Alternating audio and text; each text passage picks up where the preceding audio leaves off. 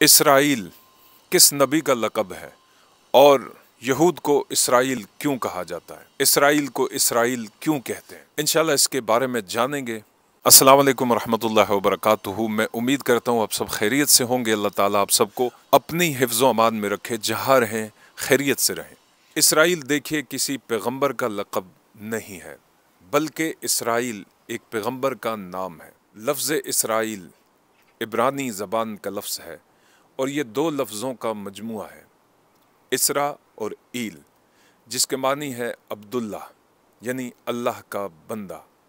और कुरान मजीद ने यहूदियों को बनी इसराइल कहकर पुकारा है, यानी ए इसराइल के बेटो। अल्लाह ताला ने बनी इसराइल का नाम यहूद नहीं रखा, बल्कि यहूद ने अपने आप को खुद यहूद कहा।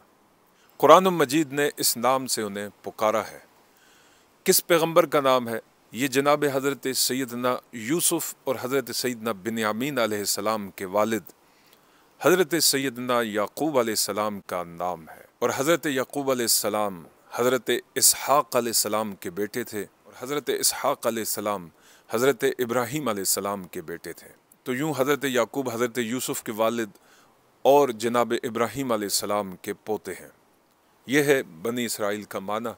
मैं हमेशा की तरह आपसे मुल्तमिस हूँ, अगर आप इस चैनल दीन ऑनलाइन पर नए आए हैं तो बराए करम इस चैनल को सब्सक्राइब कीजिए, बेल आइकन के बटन को प्रेस कीजिए, ताकि इसी तरह से मैं इन्फॉर्मेशन से भरपूर दीनी हवाले से वीडियोस लेकर आपकी खिदमत में आऊँ तो उसका नोटिफिकेशन बर वक्त आप तक पहुँच जाए। अल्लाह ताला हम सबसे राज़ी हो।